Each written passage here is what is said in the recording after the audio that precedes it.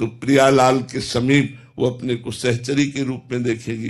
तो ये भाव देश का जो चिंतन हम जैसा करते हैं गुरु प्रताप से, हम वैसे भाव को प्राप्त होते हैं और बड़ा आनंद रहता है भाव देश में। बड़ा, अब एक दिन गोविंद स्वामी अष्ट सखाओं में है, वल्लभाचार्य जी के संप्रदाय में जो पुष्टि मार्ग है उसमें गोविंद स्वामी सखा भाव के, और ठाकुर वो नित्य सखा भाव को प्राप्त हो चुके थे। तो ठाकुर जी उनके कांधे में बैठे गिरिराज जी की तलहटी में विचरण कर रहे थे, सखा भाव है, दोस्त है। तो एक दिन देखा कि वैष्णव जनों ने कि गोविंद स्वामी खड़े खड़े लघु शंका कर रहे हैं गिरिराज जी की तलहटी में।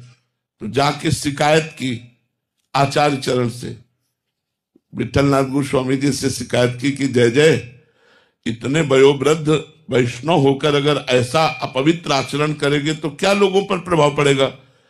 वो गिरिराज जी की तलहटी में खड़े होकर लघु शंका कर रहे थे। गिरिराज जी की तलहटी में लघु शंका थोड़ी की जाती है, और खड़े होकर थोड़ी लघु शंका कर, ये तो वैष्णव धर्म के विरुद्ध है।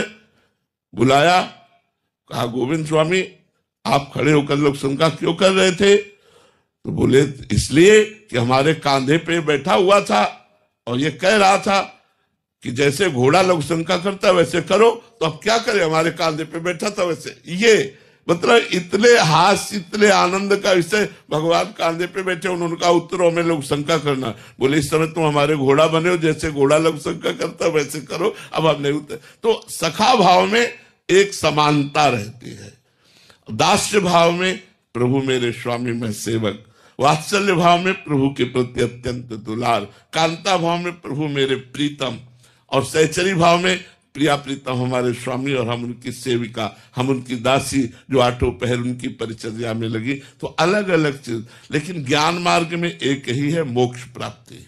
भक्ति मार्ग में भाव देह की प्राप्ति करके अपने इष्ट की सेवा में जाना।